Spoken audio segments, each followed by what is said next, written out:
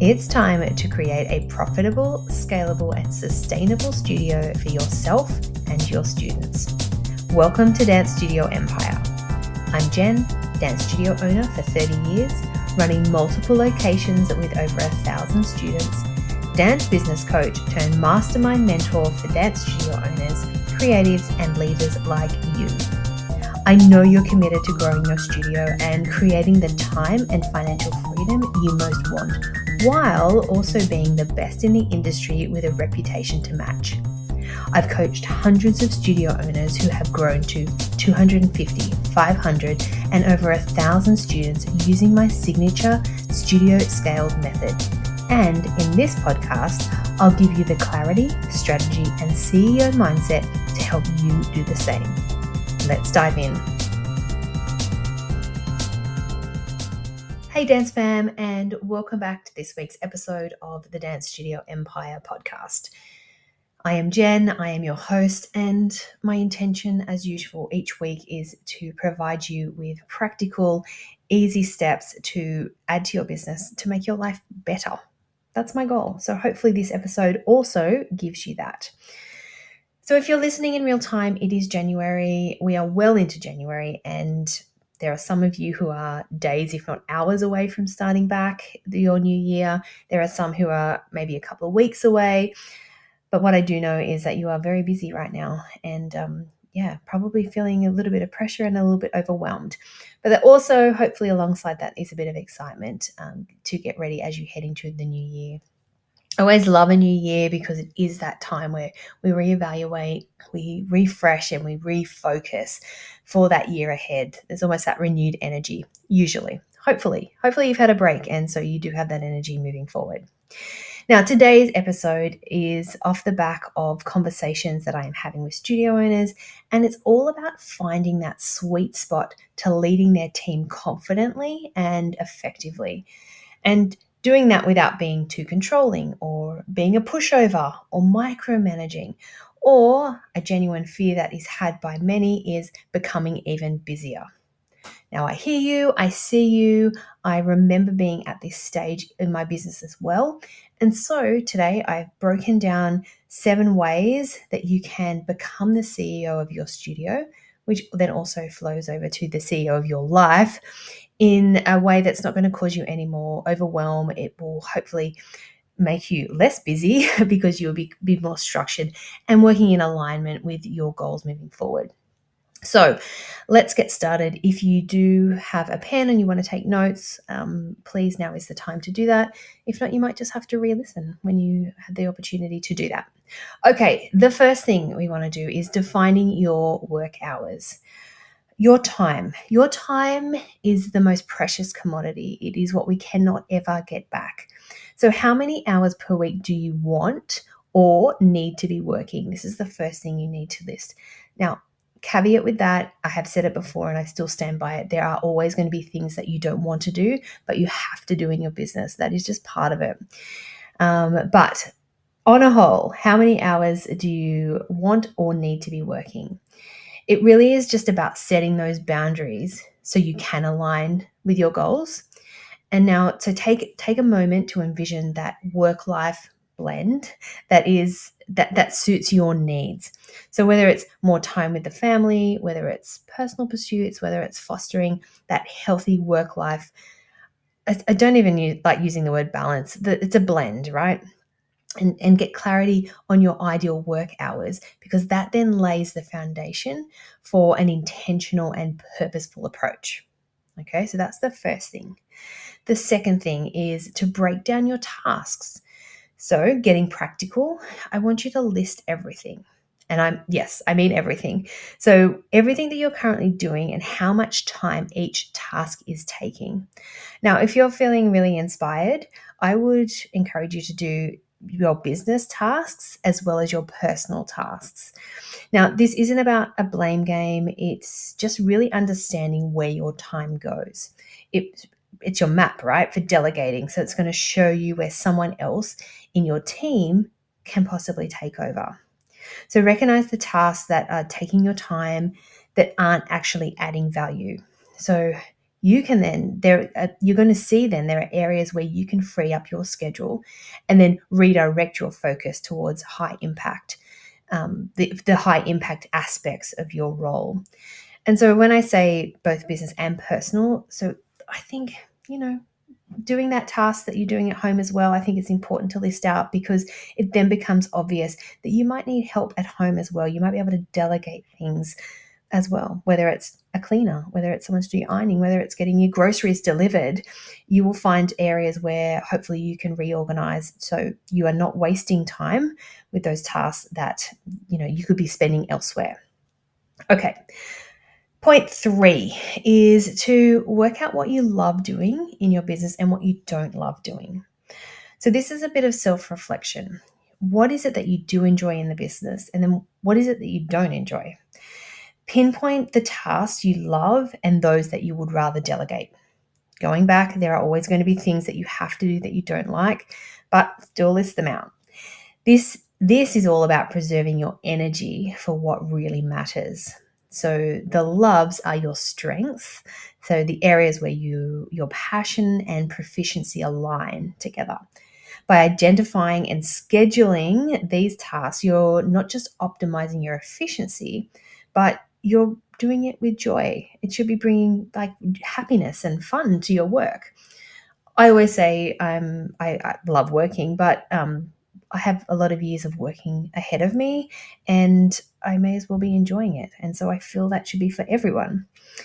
And so on the flip side, though, the things that you don't like doing, these are the energy drainers, so the time-consuming tasks that just rip away your enthusiasm. And it's time to now consider delegating or outsourcing where you can. So then that just allows you to redirect your energy towards the things that you do love and the things that motivate you. Okay, number 4. What are some things you love doing that have nothing to do with your business or nothing to do with your studio?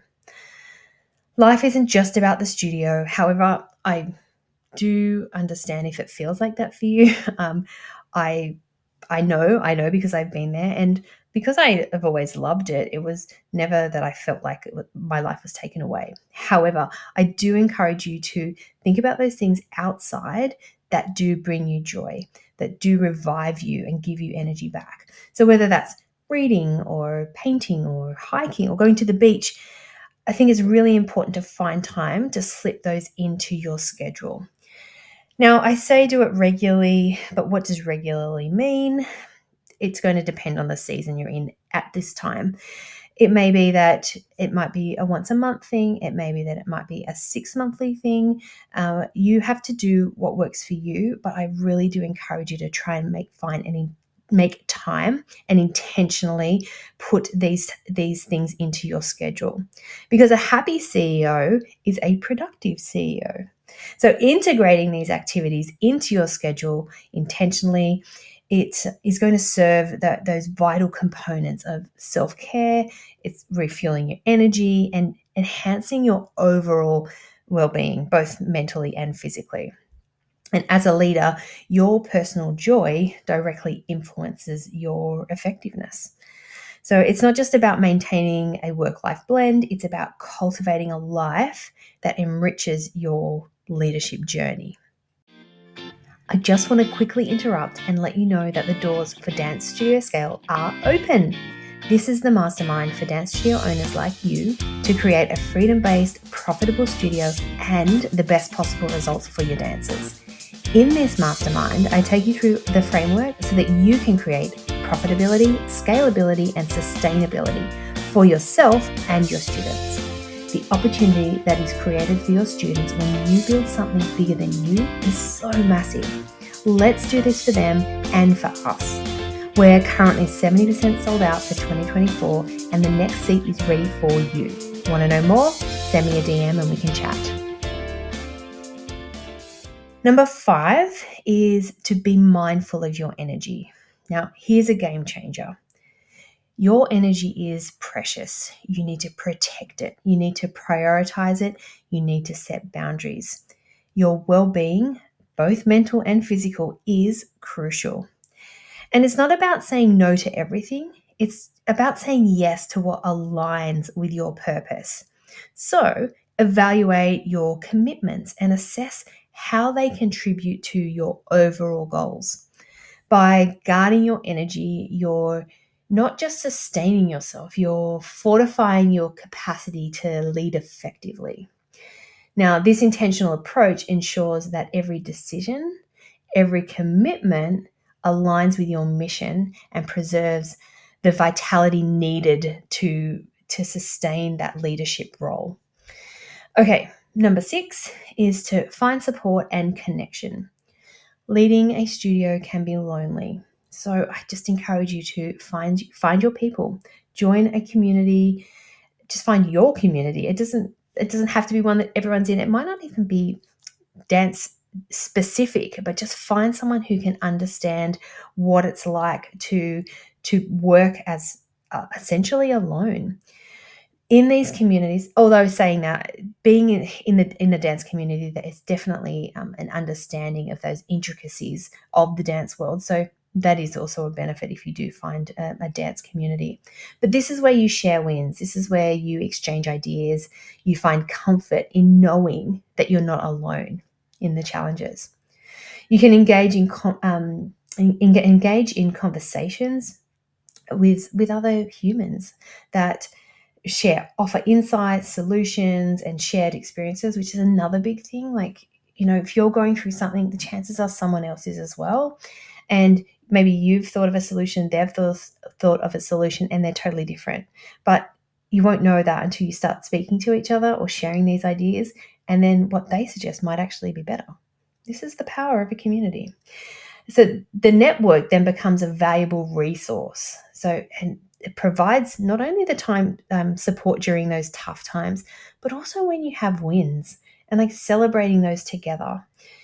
So in the journey of this leadership road that we are taking, a community can be a really good source for inspiration, ideas, innovation, guidance. So, and just a reminder that to be a part of this collective is so important for your growth, again, both professionally and personally. Okay, number 7, final one, is to reconnect with your why. All right, last but not least, amidst the whole whirlwind of everything, don't lose sight of why you started this journey. Or if you did, check into it and ask yourself why.